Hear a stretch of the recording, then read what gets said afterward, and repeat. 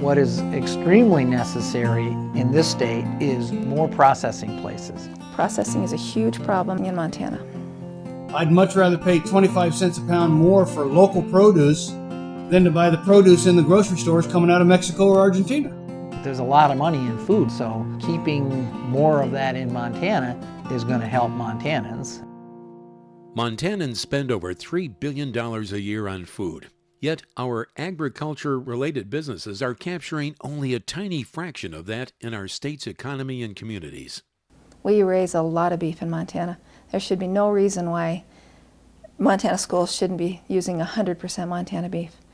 Trends emerging around the country and in Montana hold promise for retaining more of the value of Montana's farm products in our communities.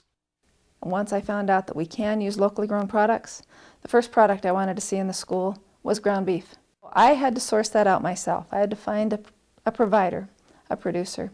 And I realized how well it worked. Then we contacted some of the other local schools. And we provide ranch-raised beef to about a dozen local schools in the area.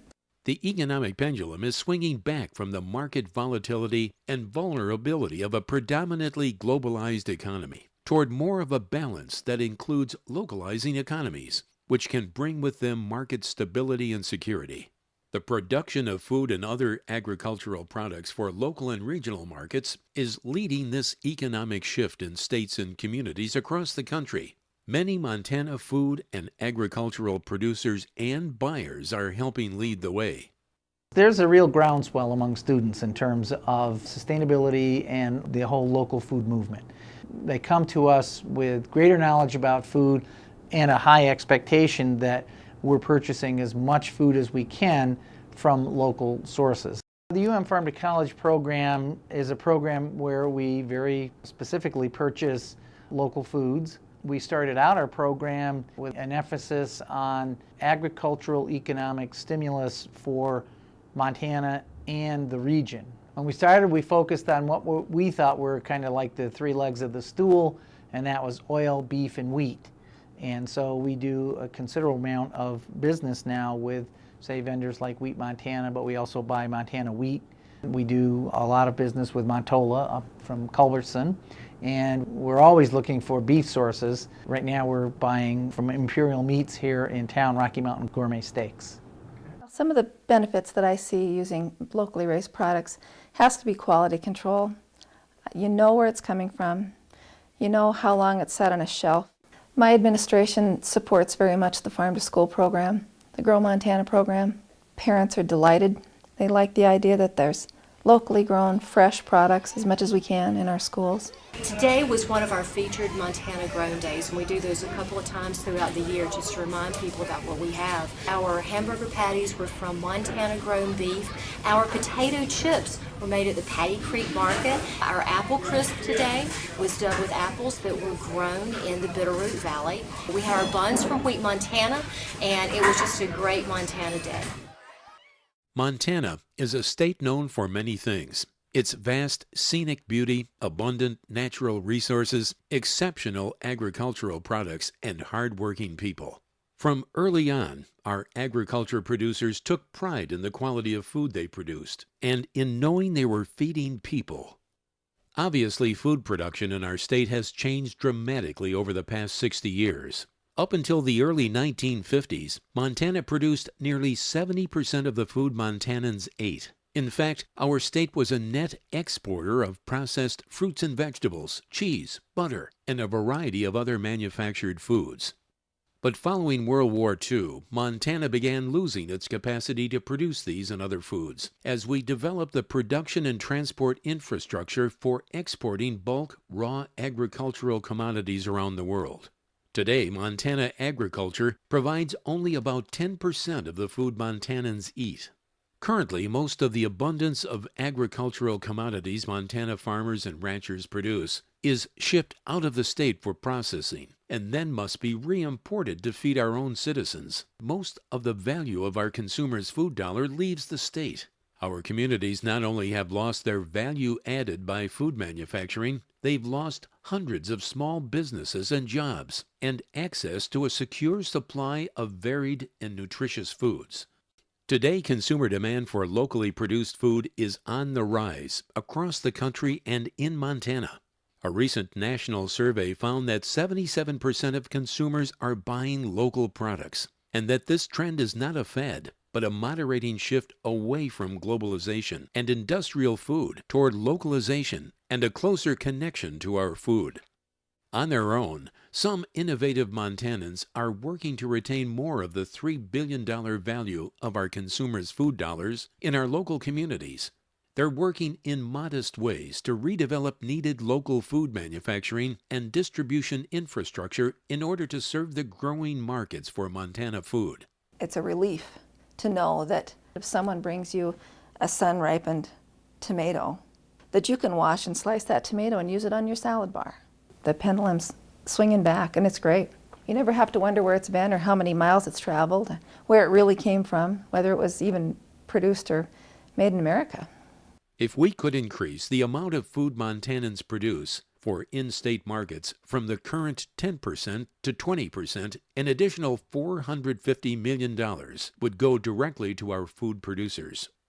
Having that steady revenue stream is really valuable to the vendors, and we also find that the vendors, because they're Montanans, they have a strong association to the university.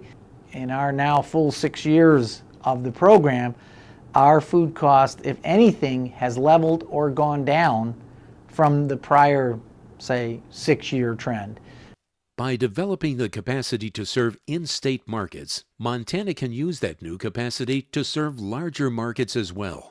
To this end, many of Montana's food and agricultural entrepreneurs have begun using the state's public institutional food service markets as a stepping stone to larger wholesale and retail markets. These institutional food services, which include schools, colleges and universities, hospitals, and prisons, are a $33 million opportunity, but only if Montana makes a commitment to helping farmers, ranchers, and food processors better serve these markets. These farm-to-cafeteria markets are a good place to make significant inroads in shifting to a more localized food system because they are among the best developed demand for local food. Through our Farm to College program, we've been able to access a variety of local, really high-quality Montana products and get those on our menus and get that available to our students. And the other thing that is a benefit is we're able to then identify where we're getting our products from so that the students on campus know not only that we purchase local foods, but they know, say, that we buy apples from the Bitterroot and where those products come from. And it is a source of pride for our students to know that we pursue Montana products to serve. Just as is true nationally, Montana consumers are motivated to buy local food because they want to support their local farmers and ranchers, their small businesses and communities. The hardest part with farm to school is that schools are not in session when farmers are at their peak production. So we have to be a little creative. We have to work on storage, and processing is a big piece in making that work. We focus on items when they are in season, but we also focus on processing that allows us to extend the growing season and to cover our kids.